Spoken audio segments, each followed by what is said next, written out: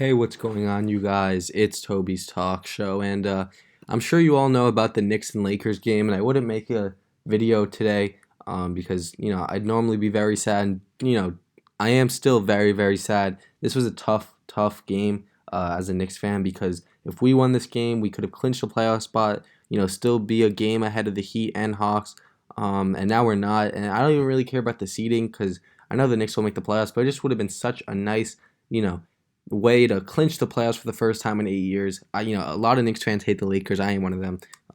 So does a lot of people. A lot of people don't like the Lakers. And I just felt like the Knicks could be that team to beat them, and everyone could celebrate over the fact that it's another day where the Lakers lost and just the Knicks choked it. It's the game was close the whole time. It was a great defensive, gritty battle. Lots of turnovers, lots of steals, lots of blocks, lots of just great defensive plays. And it was back and forth. The Lakers had a lead in the first half, and the Knicks kind of came back. And the second half, the Knicks had a lead in the third quarter. They were up by 10.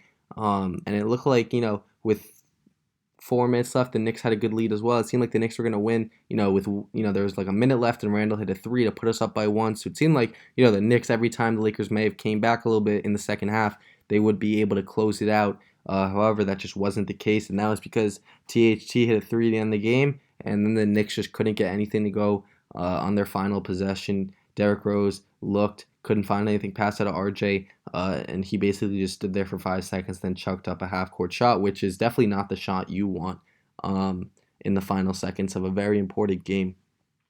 Can't be mad at the Knicks. They ended the West Coast trip 3-3, and it's probably honestly better than I thought. I thought we'd win maybe.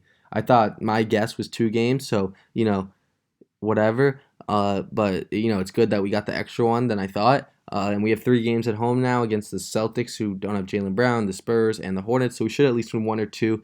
And hopefully we just keep that 5 seed at least. The Knicks do have the tiebreaker against Atlanta. So that means if the Knicks and Atlanta have the same record at the end of the year, which, if I am not mistaken, they do have the same record right now. The Heat, Hawks, and Knicks all have the same record.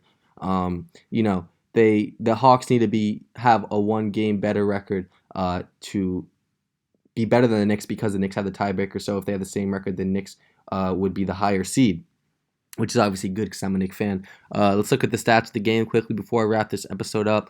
Randall was phenomenal, 31, 8, 5, hit a very clutch three, but at the end of the game, he didn't hit a few clutch shots that could have finished them. Reggie Bullock just was cold tonight, and that really hurt. And then I'm pairing that with RJ Barrett, who was freezing cold tonight. Those two not playing well, especially with Burks and quickly not being there. It's going to be tough for the Knicks to win a game. Really the only other contributor, obviously Ntilikina had 3 huge threes and played great defense. Toppin had a nice 3. Gibson put up some points, but really it was just Randall and Derrick Rose contributing for the Knicks on the offensive side. Obviously the Knicks, who are known for their defense, not for their offense, needs more help on that side of the ball, and they just didn't get it tonight. And obviously, 2 of their best offensive players, and Quickly and Burks, didn't play. But still, the rest of the team has got to do better. Especially, if you're considering that Frank Ntilikina had 9 of the 99 points, which is 10%, and he wouldn't have even played if we had a fully healthy team.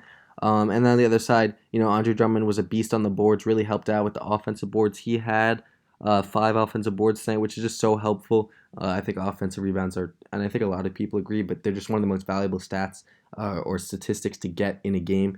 It just gives your whole team a new possession, more energy, etc. He finished with 18 rebounds, 5 offensive. Davis looked solid tonight. Didn't shoot the best, but dropping 26 and 4. THT with 13 and 10, obviously hit the game winner. That was clutch. And Kyle Kuzma exploded in the first half. I think he had 18 in the first half, finishing with 23.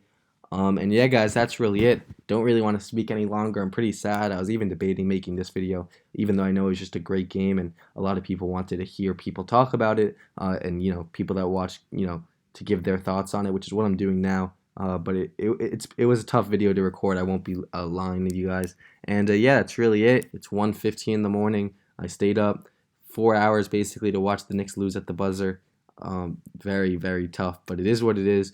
I'm gonna go to sleep, maybe cry it off. I don't know. I'll let you guys know in the next video. But yeah, guys, have a great rest of your night. If you guys are still up, go to sleep.